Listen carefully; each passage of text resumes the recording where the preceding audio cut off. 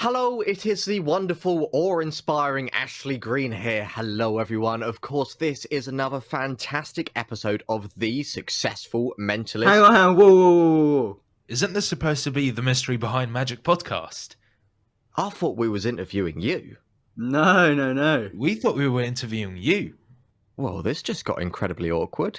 Anyway, I suppose to save us from the awkwardness of the who's interviewing who? Who's interviewing who? Let's bring in the man who hasn't said, wait, what are we doing today? It is none other than the fantastic mindset guru that is Aidan O'Sullivan, which just for continuity and to make things clear for you guys listening, is from the Successful Mentalist podcast. Oh, this is absolute carnage, right? To give all of the listeners an actual tie-up note, because clearly I'm the only guy that got the memo. What is actually going on here is, it's a bit of a chaos, really. We've basically done this weird podcast swappy thing where we're both going to be airing this discussion on both podcasts just to make it really awesome. And we're going to keep it really cool, really casual, and just have a chat. Because we've all got different strengths to the table. We've all had conversations before. So this is just a really great opportunity to bring all of that information together, bottle it up into this episode for you guys listening. Oh, and it's going to be crammed in. This is an episode with 4 people, 4 different audio tracks. So I feel sorry for the person editing this. You know who you are. But to jump straight in, because I always like to be first and win, I get to ask the first question here. Winning. Look. I think this is going to be really interesting to get the conversation rolling in the right direction, because it's a question which has been on our mind as well. You guys have been doing your podcast, the Mystery Behind Magic podcast, for quite a while now, interviewing quite a lot of various different guests. And I'm really interested to know, what is the one main learning point that you've had from absorbing all of this information firsthand from every single guest that you've actually had on and got to listen and speak to?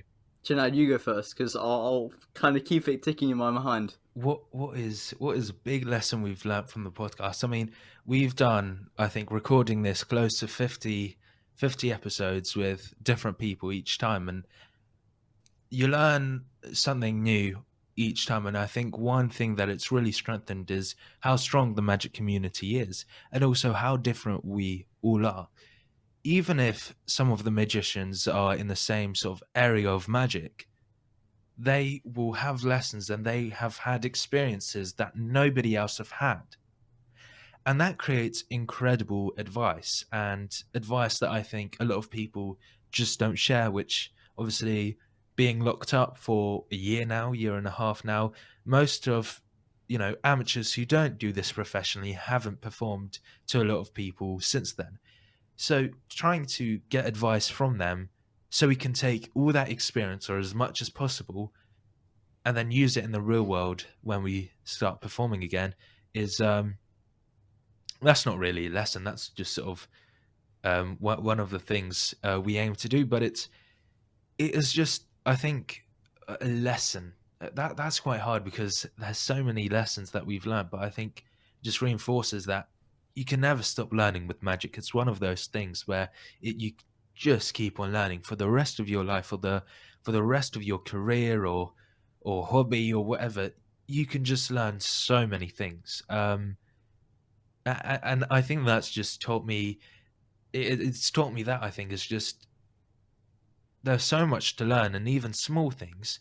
When you start thinking about that, you go, "Oh wow."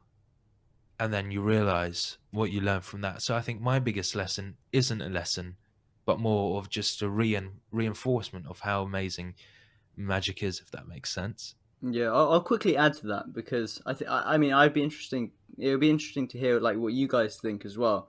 But I know when I was first getting into magic, I was kind of looking at these magicians and thinking they're really famous, and it would be kind of like A-list celebrity kind of names. And then, one example is Henry White, who we recently had onto the podcast. And I remember seeing him at a Jamie Raven show, and I went up to him, and I was just in awe that I was actually kind of getting to meet him. So it's realizing then how close and easy it is to connect to people now by doing the podcast. I think that's definitely something that makes it kind of more ingrained in my mind. But yeah, what do you guys think? Well, I think you guys have hit the nail on the head there in terms of actually it's been a leverage tool for learning. I think more than anything else, the biggest thing that we've learned, and we're always talking about this, me and Ashley, we're always that like, what the heck has changed about us since we started TSM and the Successful Mentalist, the podcast, everything. And for us, it's really been that opportunity to rapidly accelerate our entire journey, our growth, our potential within magic and outside of magic. Like when you put out a podcast and launch a company called The Successful Mentalist, and you aren't the perfect description of a successful mentalist, it forces you to learn and grow in a brand new direction. And for us, or for me in particular, the biggest takeaway has been actually doing all of this stuff. Like, it's one thing to connect with these amazing people, but it's another thing entirely to actually take what they have and put it into action, which is a huge thing.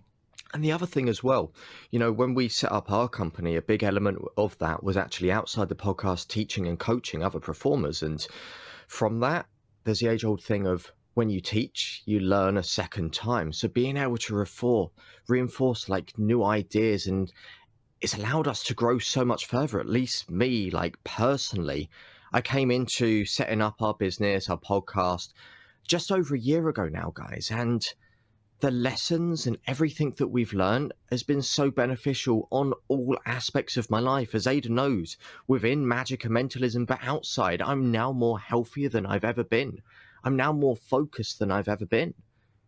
And it's through the consistent daily practice and teaching and also learning. Like, it's a whole round effect. And I'll be honest, and I don't know what Aidan would say and whether he'd go that far, but running the podcast and turning it into the company, it's completely changed my life and business direction, so much so that I developed, through the stuff we teach, a brand new vision of where I want to take my life. And I never assumed I would ever go that direction before. Well, yeah, exactly. I think you're completely right. It's forced us both, and I'm sure you guys will be able to copy this overlap exactly. It's forced us to have this massive shift in the way that we actually function as people, as human beings. And it comes down to, for me, it's actually why that happens. It's that entire feedback process. It's like we make the decision on what to do and where we actually go, and we get instant feedback of, is this helping the business? Is this helping the podcast? Is this helping other entertainers, other people actually listening to these conversations? If it's not helping them, well, then we know that, and we know where people actually are. It's helping other people, but more importantly, it's opening that door to really help ourselves. I don't know if you guys actually feel that as an overlap, but I think that's very strongly, that's something that we're talking about almost every week. Yeah, definitely. Would you also say that, like, the identity part of putting yourself out there as the successful mentalist, it's kind of, you're committing to this kind of envisagement which you want to get to, and then you're kind of trying, because you guys are doing this constantly, you have this constant kind of underlying idea which you want to get to. So your identities, I'm trying to find a good way to put this, kind of like, well, let me just jump on that. He speaks, James Clear speaks about it in Atomic Habits. Yeah, go for it. Yeah, I just want to throw that, because you talk about identity and this constant thing of this vision of where we're actually going. There is no such thing as that definitive endpoint vision. And like, for us, like, it's a huge thing to constantly be updating this and learning this whole thing. Heck, one of the things that we actually teach is what we call the vision stack, and it's the 5 stages of actually becoming a thriving and hustle-free entertainer in alignment with a big vision. And that big vision will always be changing. Like, we've had our visions changed countless times over the past 12 months and more, and it still continues to happen week by week. It's shifting, it's changing. So in terms of that constant identity and that direction that we're going for, the direction is always changing, and that's a good thing, because it's always changing in a more accurate direction. It's going to where we want to go, I think. And that's forcing us to have that change. So our identity is never stuck. It's never the same thing. I don't wake up the same person I was yesterday. And it reminds me of a quote that I believe was Marcus Aurelius. I might get this wrong, though. But it's that no man enters the same river twice. No same man enters the same river twice. I've probably butchered the quote, but the point there is that as soon as a man steps into that river, he's not the same man because he stepped in. He experienced this river. So the man has changed, but the river has been changed because the man has stepped in it. So that same river can never occur again.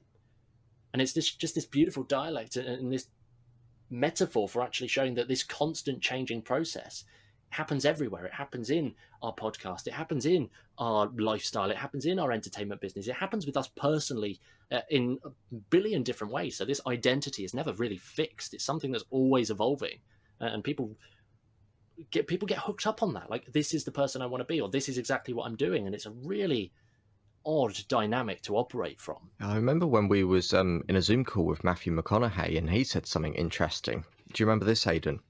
And he was being interviewed by Vishen Lakiani at the time, and he was talking about something which I said, what was it, like the Oscars or some award that he's won somewhere, and he said it multiple other places as well, that his hero is him 10 years into the future. But when he gets 10 years into the future, people are like, oh, have you met it? And he's like, no, my hero's 10 years into the future. And he's always trying to chase and go. And he knows that he's never going to hit because his hero's always 10 years ahead of him. He's just trying to be like the best possible self he can be. And I think this is a problem which comes down to a lot of people. It's not just in magic, is it? It's everywhere in life. When people envisage what they want their life to be like, they set these kind of like goals, but they're never like these big vision for the future. They're never like these big goals. They're never like a big impact you want to have, like a big mission that you want to do. It's like, maybe to bring it back down to magicians, like, hey, I want to be on TV. This is everything I'm going to aim for. And then when it happens, it's like, oh, it's done. And then it's easy to, a few months go by, and then you start to get unmotivated. You realize, oh, there's nothing else to do. I've never actually achieved anything. What am I actually doing here? And I think that's why a lot of people go through the midlife crisis, because they don't actually know what they're doing with their life. And we've gone really deep into this, but to be honest, it goes back into like what we were saying at the start. Like, what have we learned from the successful mentalist, and what we've learned from doing it? It's constant learning, it's constant growth, it's constant refining who we are. And as well, on top of that, is public accountability. And all of that together has been so useful for us personally and professionally within overall growth on everything. But I think like what you said about setting goals in the future, and but maybe that's a TV show, you get it and you're unhappy. I think one of the reasons that happens, and I may be completely wrong, but because from such a young age, we've sort of been told to have one goal and one goal only. So, we study GCSEs, then A-levels, and then get refined to university where you study one, maybe two things.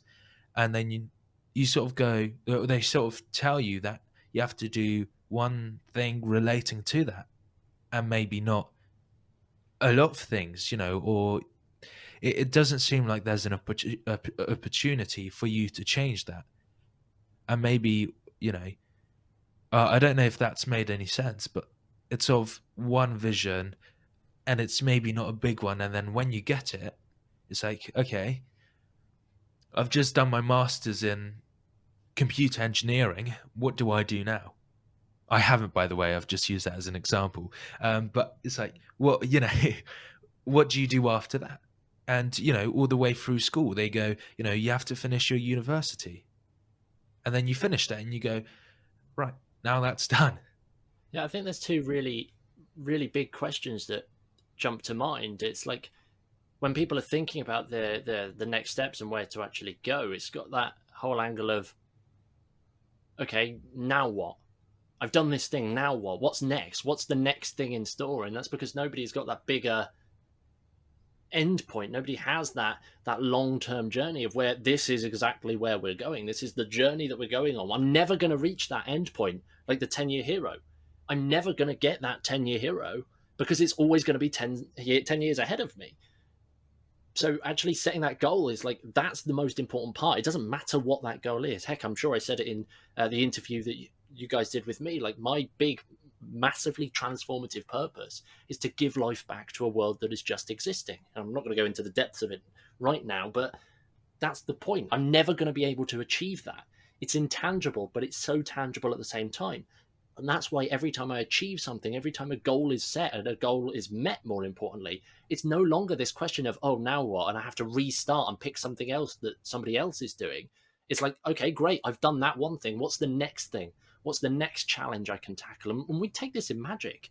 Like, in terms of variety and doing different things, when you put it like this, if you want to be a wedding entertainer, that's the one thing you want to do, and you want to jump into close-up entertainment at weddings, and you want to make a good career out of it, you've got the beauty of being able to say, right, I'm going to be a close-up wedding entertainer for 10 years. And then after those 10 years, pick something completely different. I want to be a stand-up after dinner corporate entertainer. And you can commit 10 years to that, or even just 5 years to that. And you give yourself these like mini careers doing polar opposite different things. And ultimately you get to be the narrative behind the entire the process. You get to make that decision of where you're going, where you're jumping from. And I think it's a big problem in magic because we pigeonhole ourselves in one of two ways. We pigeonhole ourselves as this type of entertainer, and that's it, that's fixed. And whenever we get a little bit bored of that, that's it. Or we do the other thing where we don't pigeonhole ourselves at all, and we suddenly do every event possible. We do every single thing because that's going to keep the variety up, and people then wonder why they're not actually satisfied. They're not actually fulfilling a purpose. They're not actually doing much, even though they're doing everything. And also, from a marketing standpoint, it's much easier to have a niche or go, I do wedding entertainment, or I do stand-up, or I do this, rather than I do everything, which almost, well, for some people, may give you less credibility because it may seem like you're just trying to find any work. But if you go, no, sorry, this is what I do, they go, okay, and maybe hire you for an event that's closer linked to that. Well, you become an expert within that area, ultimately. And it is why I was speaking to a magician the other day. And to link it back to what was like everything which we've really been focused on. They do events, they do all type of events, and they got to that point where they were just unmotivated, and it just become the job that they wanted to get out to because they didn't really have one purpose. They wasn't really clear on what they were doing, and I would argue their business would be better if they would focus on what they wanted to do because they'd have more passions going there, and then they'll be focusing on the one specific thing with the one clear product, and then they become an expert at that, and it would be so much more easier for them to just shift and go further and further and further with it. Like, I think this all stems from people copying and not really knowing what to do. And doesn't this all boil down to accepting who you are and just being more authentic and using that to your advantage? And when you're more authentic to you and understanding who you are, you can then bring that background into your life, your career, magic, mentalism, your hobby. Does it not boil down to that, surely?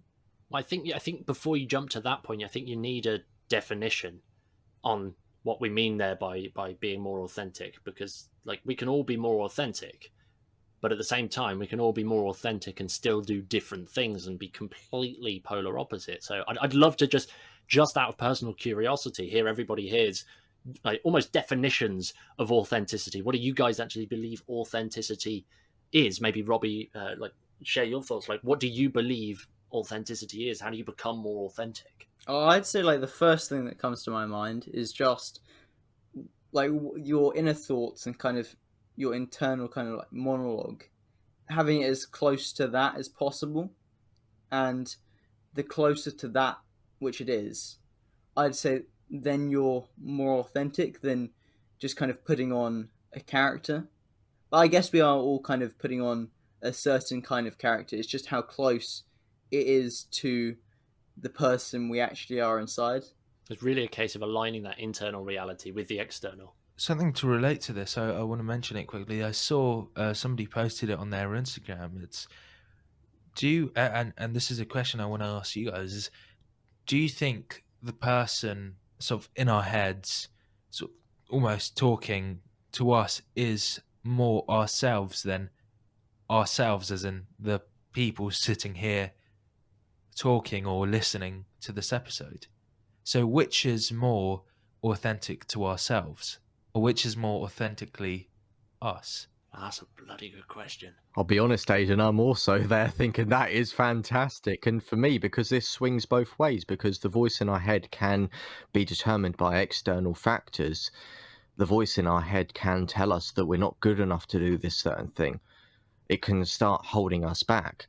I know I was reading a book that was the Chimp Paradox just up on myself. Fantastic book, and it talks about that voice in your head and like kind of holding you back and not being able to achieve your full potential.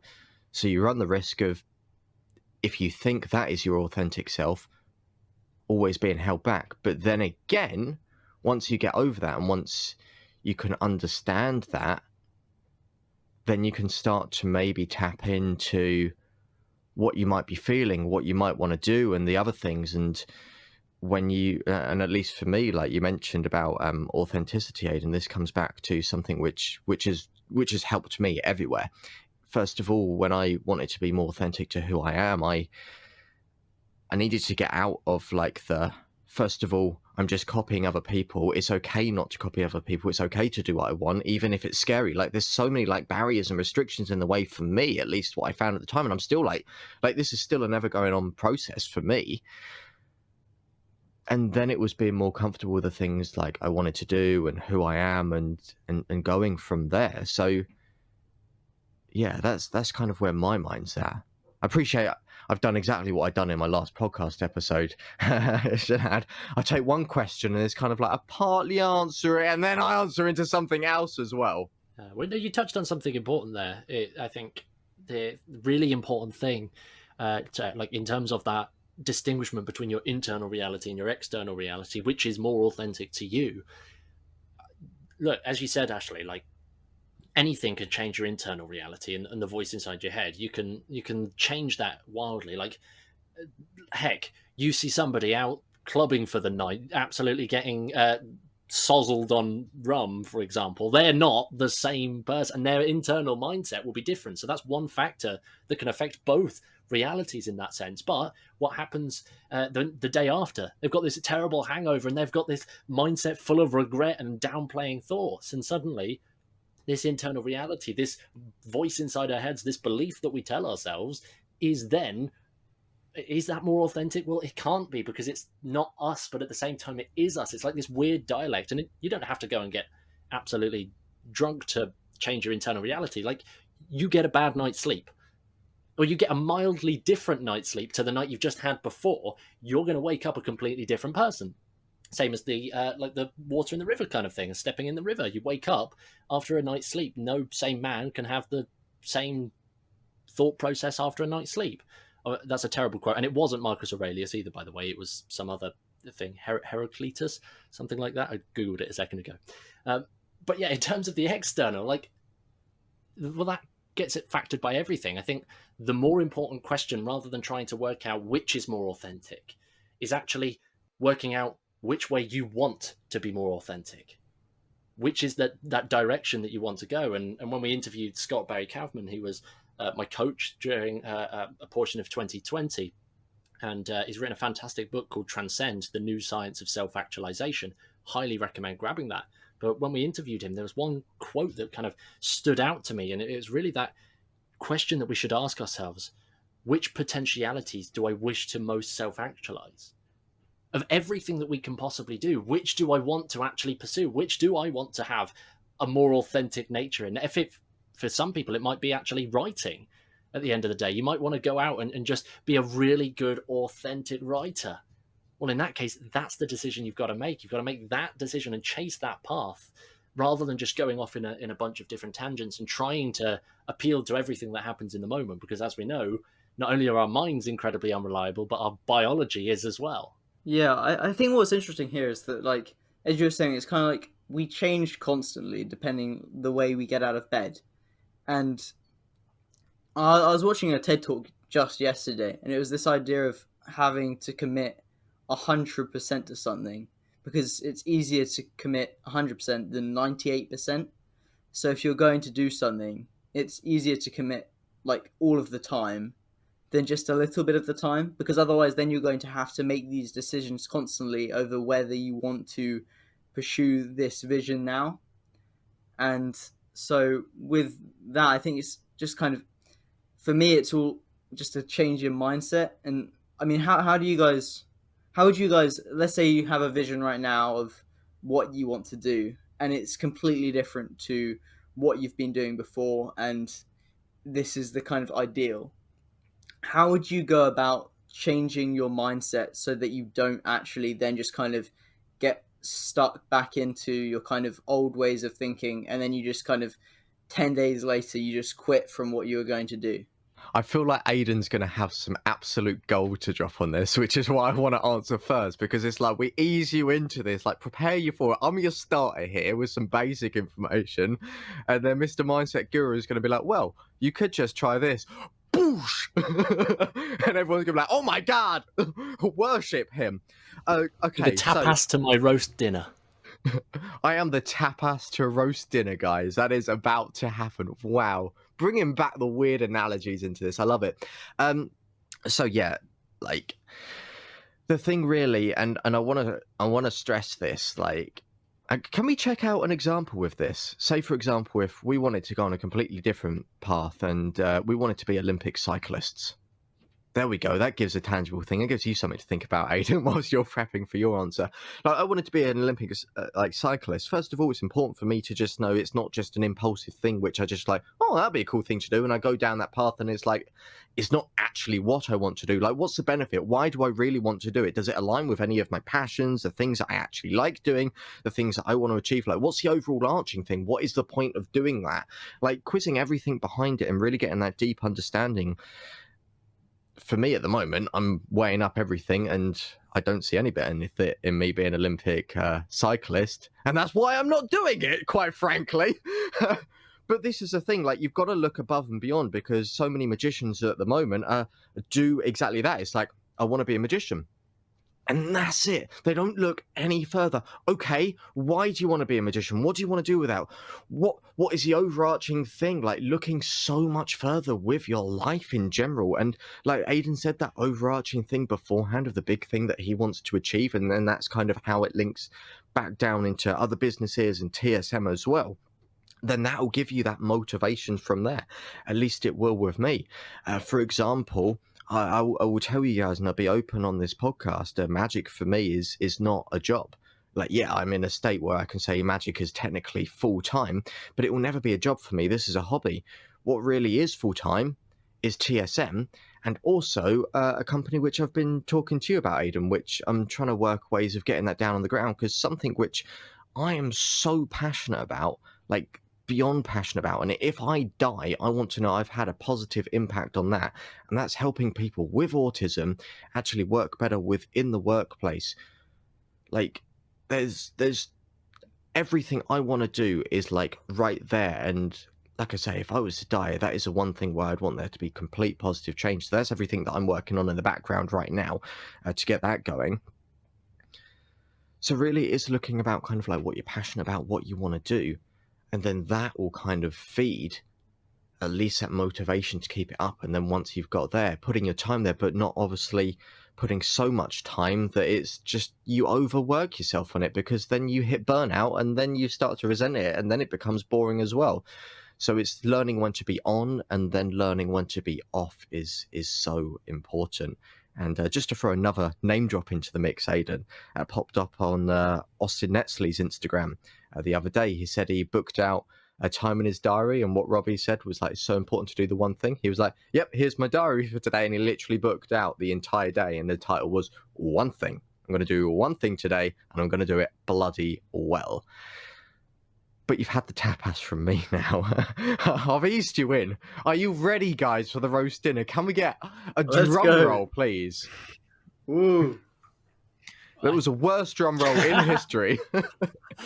Some post-production editing, I think, will make that perfect. No, why did you have to say, oh, wow, that was the best drum roll ever? No, we have a studio audience. Everybody in the live audience, drum roll, please.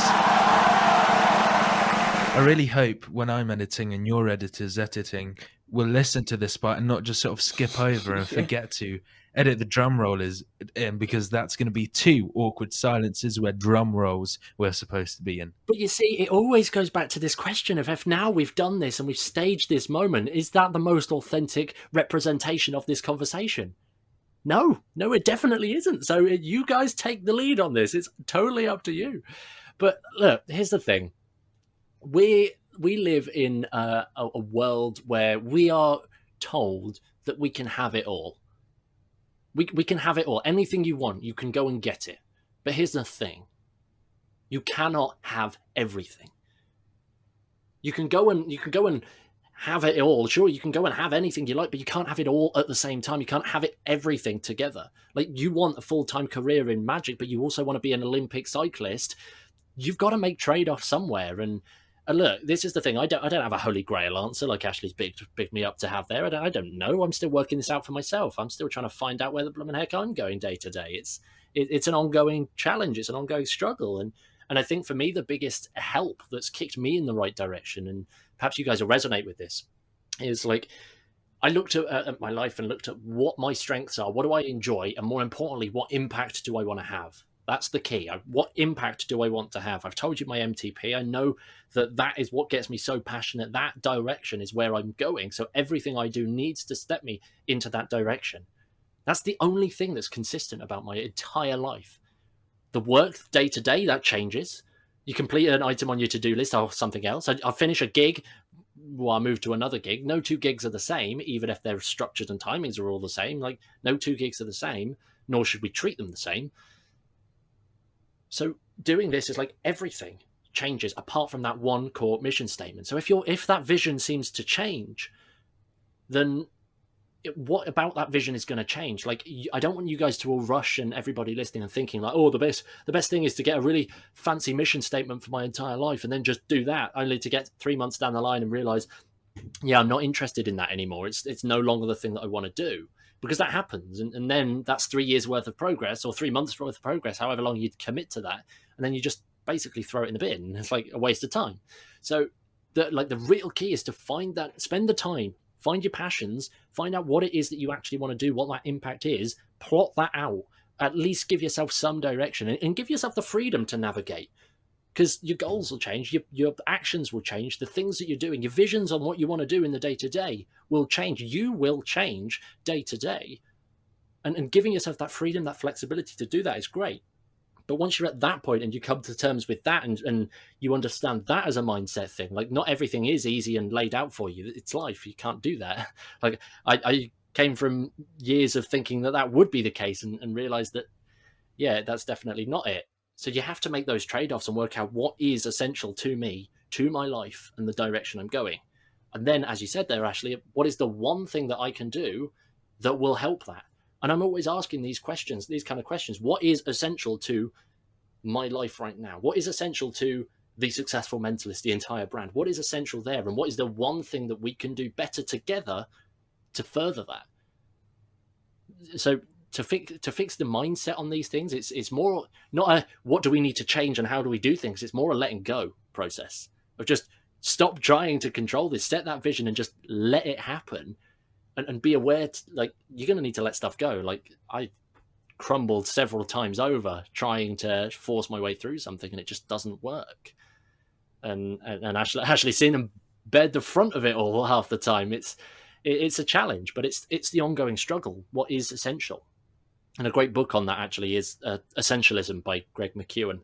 Really highly recommend. I finished reading it again the other week because it's a constant crisis. It's a constant challenge, and you got to rise to those. And as Dan Sperry once said to us, you got to learn when to kill your babies. I'll add there, he wasn't talking literal babies. He was talking metaphorical. But there you go. Hi guys, it's Ashley here. I just want to quickly interrupt this podcast just to say one little thing. If you do enjoy the podcast that we are currently putting out at The Successful Mentalist, do us a favour and make sure to subscribe. It will honestly help us out. It will mean the world. It will help with our stats and rankings, which mean that we're then shown to more magicians and mentalists around the world. And we want to try and help as many people as possible with these podcasts. So honestly, if you could subscribe, it would mean the absolute world to us. Anyway, back to the podcast. I want to ask you guys something, because you guys think very much like us. Like, you guys know a lot of stuff. You're very intelligent chaps. And correct me if I'm wrong, you're both part of the Young Magicians Clubs, right? Yep. When I was at the Young Magicians Club, the focus was literally just trick, trick, trick, trick, trick, trick, trick, trick, new gimmick, new gimmick, new gimmick, new gimmick, new gimmick. I never actually learned anything from being there of how to actually be a magician, be a better magician, and work out how to get gigs or something like that, or maybe how to do tricks that I actually enjoy. It was just like, here's a cool new trick. Has much changed since I've been there? And secondly, how did you guys get onto this? Because I know, Robbie, you're fascinated with the world of personal growth and personal development as well. How did you guys stumble across this then?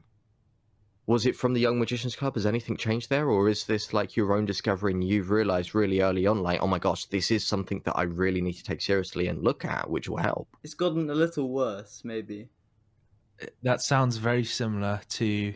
I mean, sometimes there's a few lecturers which talk about something different, but most of the time it is trick, trick, trick, trick, and tricks. Oh yeah, and tricks. I mean, yeah, I appreciate the Young Magicians Club, and Kevin, who runs it, is amazing, of course. But there are definitely problems. I think one of the main ones is there needs to be this distinct kind of change, like kind of acknowledgement of the different skill levels there are. Because especially at the moment on Zoom, you can tell that most of the members are kind of like 10, 11, 12. And so they're just starting their journey. So they have less knowledge. But it does mean that for the older members, the lecturers are teaching some of the things that they would have seen before. And so it would definitely... Yeah, so, I mean, yesterday we had a workshop on Zoom, and it was just someone was just teaching this classic kind of rubber band over the hand, and it just jumping between the fingers. And it was one of the first tricks I learned. And it's like, I just don't think it's a good use of time. So I think kind of having definitely a kind of a change there might be needed. And I think the numbers are definitely showing that, because the numbers on Zoom have been, it may be just because it's on Zoom, but I think the numbers definitely mean something. The numbers have been dropping ever since we've sort of started doing it. So last, 1.5 years ago, no, 1 year ago, when it first started, it used to be very close to 100. I think the first one I went to on Zoom, there was 99 people, including the adults there as well, but it was 99 people. And yesterday I didn't go because I was busy, but there were 40 people. And that shows, I was talking to a friend yesterday, that shows that they're definitely doing something wrong. Because if it went from 100 to 40 people in less than a year, then they're definitely doing something wrong. And each workshop, there's quite a few new people. So I think from what I observed, there's less and less people who are coming again and again, and more people going for the first time. And I think that shows something. And if they don't change it, then that'll be a shame. You know what just before you jump in there, Ashley, I just want to throw out that for you guys to jump out and say that, like, I really appreciate you actually opening up and that level of honesty over your personal experience, because at the end of the day, it's incredibly subjective. It's whatever you guys have experienced, and just to see that origins of magic still being true to, or very similar to how Ashley described, albeit in Zoom, it indicates not a problem, but it indicates a challenge that needs to be solved, a challenge that needs solutions. And right now, that is the point. That's the point. That's the direction. That's the journey. That's the whole part of it.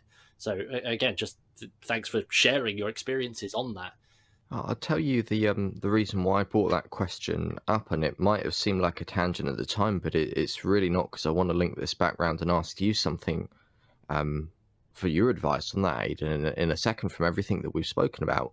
Because when I was learning magic, I joined the Young Magicians Club as a place to I wanted to further my career, and as a kid I was always dreaming like, wow, I want to do this as a job. And I guess there's a lot of like 90% of people in that club are probably like, wouldn't it be cool if I could do this as a job? Like as a kid, like every one of their friends growing up in school is like, yeah, I want to be a plumber, a firefighter, I want to work in like the Air Force and fly planes. And everyone at the Magicians Club is like, I want to do it as a job. But what I found was that you hit 18, they all hit 18, a year goes by and they just fall into everyday life, and their hobby and everything that they was passionate about and what they wanted to do, it just kind of like fizzled and fade away. Like so many people that I knew that actually wanted to do this, it just kind of fizzled and went. So I ask you guys a question, like, you're very switched on, you know a lot about this stuff, like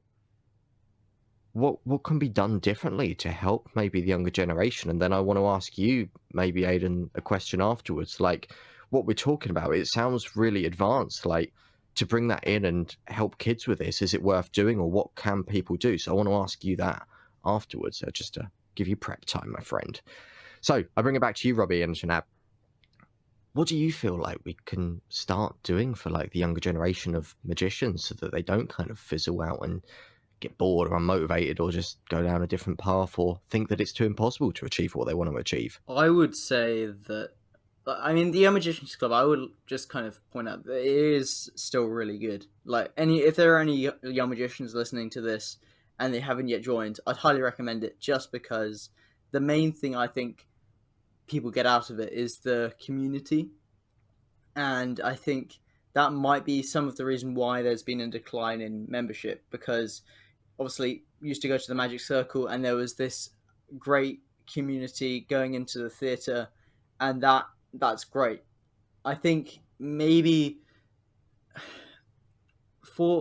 I'd say that to kind of continue and keep the younger generation going, there has to be like a constant source of input into kind of their everyday lives, so that they are just continuing the craft instead of, I mean, I was kind of getting a little out of magic kind of like maybe a few months back, but I think having something that will just continue, like, I mean, the podcast is great, Young Magicians Club, having that kind of still in my life that I'm still going to commit to, means that even if I do kind of decline the amount which I'm not really kind of going into magic that much, by having these things that are going to be constant in my life, it means that my interest will be sparked. So I think maybe it'll be looking at kind of why the Young Magicians first got into magic, and being able to kind of really kind of understand their reasons for getting into magic and trying to, I guess, connect to those things instead of doing something which they might not like and just be bored by. And then also maybe kind of dipping into new things as well, which they might not have looked at, but then they could actually then be interested in. I mean, that's so true as well. And I think there needs to be more very different performers. So I don't think we've had a mentalist. I think Max Maven was the last one on J Day, but he didn't. He just had an interview with Noel Britton, and I was like, that's an opportunity that got missed. Noel Britton could interview Max Maven any single day, right? If they want, Max Maven, is incredible, but I think a young person should have done it, because then they would inspire them to research more about Max Maven, or maybe get a few people to interview him and get other mentalists on as well. I think you guys would be absolutely great to go there to give really a lecture, fun. Right? Do it. But what we're seeing is card, sleight of hands stuff with cards. If we look at all the tricks that we've been taught, it's always just cards. And cards have, I think, the most amount of magic in them. But that means everybody's doing cards. For the competitions, it's all card. And if they're going to progress in their journey and they're going to keep carrying on cards, what we're going to see in around 5-10 years is just every single body, every single magician is just going to be doing card tricks. There's nothing wrong with that, but I think it's good if the magic community has difference. So if somebody books a magician, books 2 different magicians, they're not going to perform the same effect. Now, what I think happens almost naturally is we, as young people, sort of get influenced to be a good consumer of magic. And Henry White sort of talked about this, or on his episode as well, is that Studio 52, and I believe, the successful Mentalist as well. Like,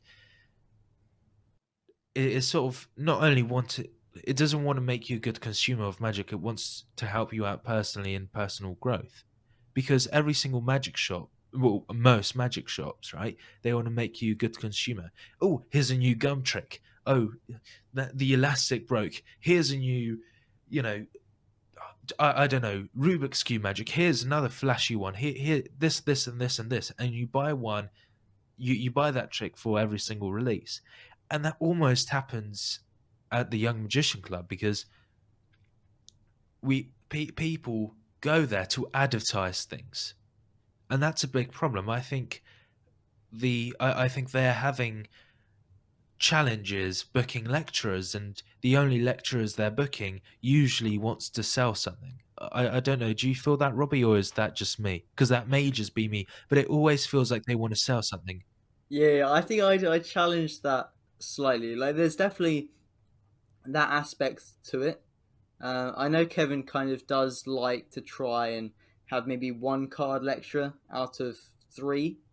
But it would be quite nice if there were kind of more variety, so that there's going to be more stage, more mentalism, more coins. Because nothing really stands out to me of that kind of variety. So I think, that would definitely be a good thing, but I can see what you mean. Yeah. Definitely. I don't think most lecturers, but it definitely feels like it's a reoccurring theme. I mean, it makes sense. People want to sell something, so they go and lecture about it, and then they go, here's a product if you want it. That makes complete sense. But most of the time it isn't like a lecture like Aidan, your which hand lecture. It's more just products. Not most of the time, but I definitely feel like it keeps on happening. Again, not necessarily a bad thing, but surely we should be pushing the mindset. This is how you learn. This is how you read a book. This is, just the sort of almost behind the scenes, rather than just, here's a trick. Here's, bubblegum turning into chocolate. Oh no, now this is completely new. This is chocolate turning into bubblegum. Completely different. It's like, it's the same effect effectively. So there needs to be more sort of thinking, about how to learn tricks, how to read books, even mentalism, coin magic, which I've just not seen for a while. 100%. And I want to ditto something that Robbie said a moment ago about the Young Magicians Club and community. That's what I really liked. I formed some of my closest friends when I was at that club. It's how we met a mutual friend of ours, Aidan. It's how we connected through a guy who used to go there as well. And that really helped bring me out of my shell. It's how me and Robbie met. Yeah, 100%. So the community, like me and Aidan have always said it, like community is a crucial thing, and that's one of the things which we're striving for and building up on at the moment. But I want to ask you a question on all of this, Aidan. Like, the vast majority of this episode has really been, at least to the young people, it sounds very deep and very in depth, and it's very easy for young people to go, wow, there's a lot to think about. Like, looking at my life, what do I want to achieve? What do I want to do? For a young person getting into magic, or maybe being at these clubs and they're just learning trick, but they do want to do this full time, and they've heard, I don't want to drop out of it. I don't want to be unmotivated. I don't want to go back and do normal jobs and this kind of fizzle out. I really want to do it. I really want to go through, and all I'm learning is tricks at the moment. But what you're talking about sounds really in depth, and I'm not too sure if I can do that. What would you say to the younger generation of magicians, Aidan? Everything that we've shared is deep. It is big. It is hefty stuff, and the truth behind that is that it's hefty because it's the stuff that works. It's the important stuff. Like, heck, we're proudly representing the successful Mentalist as an entity, as the no BS performer centric magic company.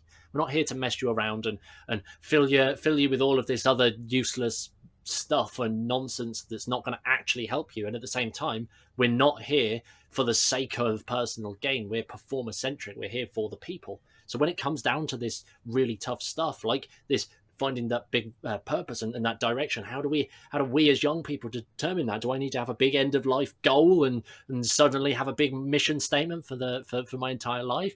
Well, no, not really. And I think the more important element is that you at least get that mindset dialed in of, where am I going? Because there's one element, there's one reason, and there's only one reason that people drop out of magic. There's only one reason that people change their passions and pursue something different. There's only one reason that magic is not fulfilling its purpose in that dream and that goal there. And that's because commitment isn't there. And when the commitment isn't there, there is no reason to keep going. Like, the passion isn't strong enough in and of itself if you're not seeing any return of investment. If you're just doing card tricks and learning card tricks because it's cool, and you're going to quickly drop out. But if you're going to a place like the Young Magicians Club and you're going there and you're not just learning cool things that's actually interesting, but you're building good quality relationships through a community, and you're actually building community relationships, if that is as valuable to you as it must be, you're going to be more committed to a long-term investment. But the problem then comes from exactly what you guys said. There are three things that are missing, and that's variety, first of all. When the variety actually isn't there, you're not doing enough things to actually make an informed decision of what you want to do, where you want to go. And I always say this, like, never stop learning. It's the most important thing that you can do. And I spoke earlier about essentialism, and one of the key points that Greg puts in his book is not that essentialists just don't do loads of stuff and don't explore options because they're on this one crystal clear path. No, essentialists look at more options. They play in more fields, first of all, to know and make that informed decision of, where should I be going? What is essential to me? Like, I can't determine that I want to be a full-time close-up card magician unless I've dabbled with the idea of doing stage. I've dabbled with the idea of doing different genres of magic, so the mentalism, the coin stuff, like the rubber bands. I don't know where I'm going unless I explore enough options. So to boil all of this content that we've shared today into a really crystal clear message for a younger audience, it really is just a case of never stop learning, never stop thinking, never stop growing. And when you go through that process using everything that we've shared here, then you're going to start ticking it over in the right way. You're going to feel more committed to your art. You're going to feel more committed to what you're doing at the end of the day. And as a result, you're going to get better tangible results out of it. You're going to have an overall better performance career if that's what you want. A lot of people don't want that. They just want to do magic because it's something that's interesting to them as a hobby. You're going to be the best performer because you're putting your heart and soul into it, because you know that end point and you know the point of all of this learning. And as a byproduct of all of that, you just become a better person. So magic outside of magic, like, it doesn't matter, because it's not a magic lesson here. It's not a magic thing. It's a life lesson. It's a lifestyle approach, if you like. And I hate being that guy that does all the woo-woo lifestyle lessons, life lessons and stuff, because that really isn't me. Anybody that knows me isn't, like, that's not my thing. But the key really is just to actually use this as a recurring theme and apply this stuff. Because if you don't apply it, not a lot's going to happen. I don't know if that answers the question or makes sense, more importantly, but yeah, just never stopping learning. Like, this is heavy stuff, and you don't need to make a decision within the next 2 days. Or you don't need to make a decision within the next 2 years, regardless of whether you're young or older. You got to take the care, the time, the caution, and make that informed decision. When you do that, you can piece things together. How would you say that, like, how would you get a constant clarity every day? Because I think, like, sometimes I know that I should not stop learning and have this, but then some days I'm just way too lazy and it's just not on my mind. How do you have that kind of continuous clarity so it's always going to be at the forefront of your mind? I think Ashley can elaborate on this, but it all starts the night before, at the end of the day. Oh yeah, 100%. Like, I just want to open up and tell you about myself. Like, being lazy and having those days where you're off. Heck, we all get that. All four of us in this call get that. Everyone listening to this podcast gets that. It's okay to have days where you feel like, oh my gosh, it's a real challenge today. But the one thing that really, really helps me is something Aidan's touched on, but also making sure you have that time off as well. When you have that time off to switch off, it's almost like you're recharging your batteries. You're not focused so much on the business itself, the magic itself. You're spending time with the family, your other hobbies, and that's been really crucial for me. And without that, my motivation just drops right through, and then I end up feeling lazy, and it feels a challenge to do anything. And that's why before this podcast and every single day, I take my time and I do my routine walks in the sun. I feel fantastic after that because I'm looking after myself and spending time with myself. But also, Aidan's touched on something there. The night before, planning. In fact, planning in general. Like, when's your routine time for learning?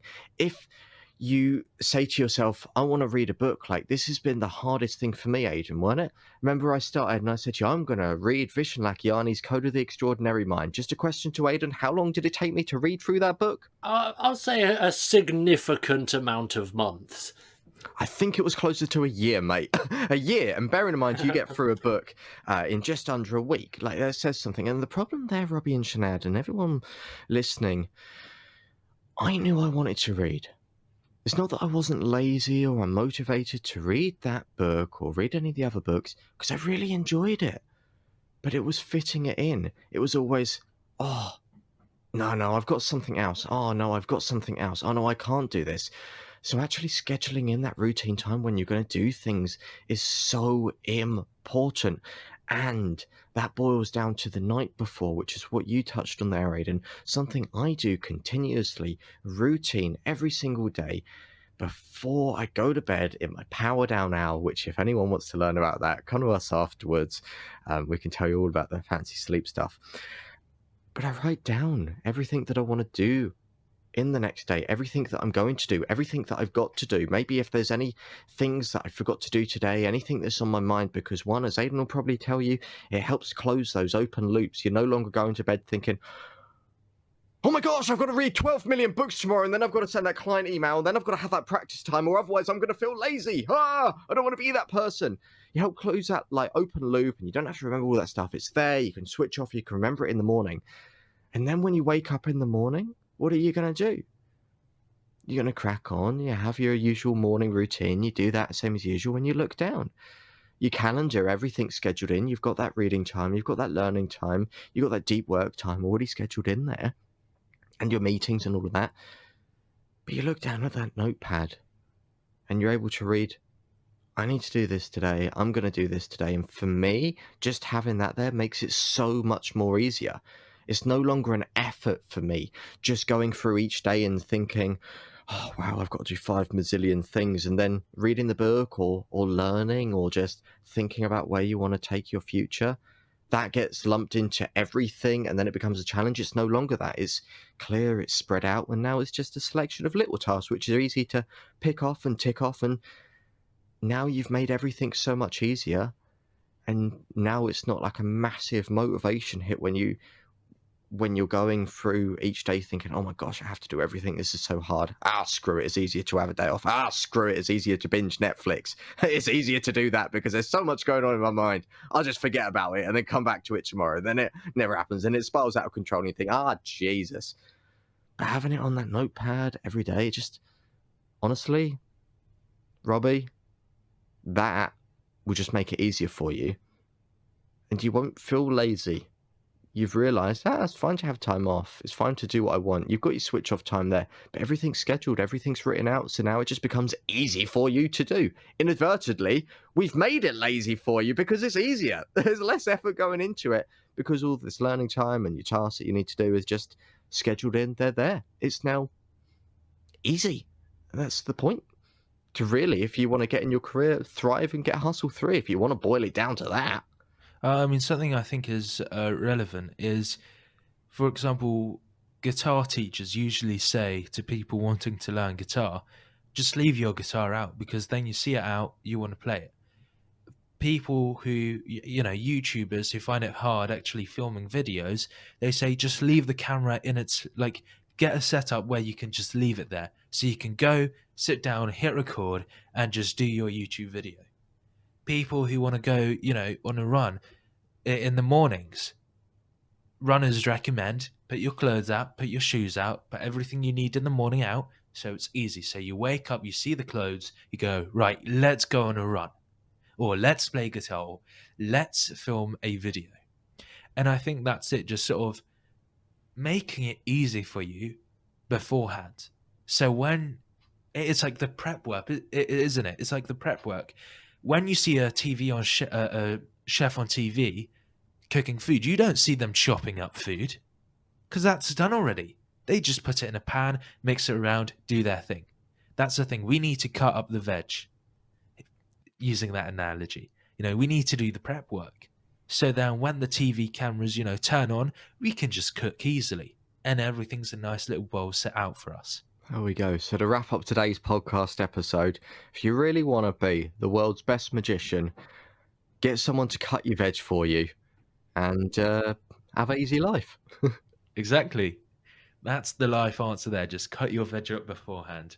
But it works. It works, doesn't it, Aidan? Cut your veg up beforehand. All sorted. Or you just get somebody else to do the entire cooking process and make the entire journey even easier. Job done, simple as that. 100%. Yeah, just get delivery. Oh, wow. I tell you what, this episode has gone from a really in-depth, knowledgeable stuff, and now we're here. Cut your veg, get Deliveroo. That's the real message for today, innit, everyone? So before it spirals out of control, I think it's a perfect time to end and just open up and say, is there anything else anyone wants to tell the audience today, and which they might find value on based on everything that we've just said and encompassed in today's episode? Yeah, I'd say that anyone from our end, go listen to the Successful Mentalist. Great podcast, great stuff. Just go there and have a lovely time. And everyone from our end that loves our stuff, you're going to love everything that the Mystery Behind Magic podcast is putting out there. So check them out as well. Fantastic guys, fantastic brains. And hopefully we'll have more discussions like this in the future. Yeah, that'd be great. Yeah. Thank you very much. And to our listeners, thank you so much for tuning in to this week's episode.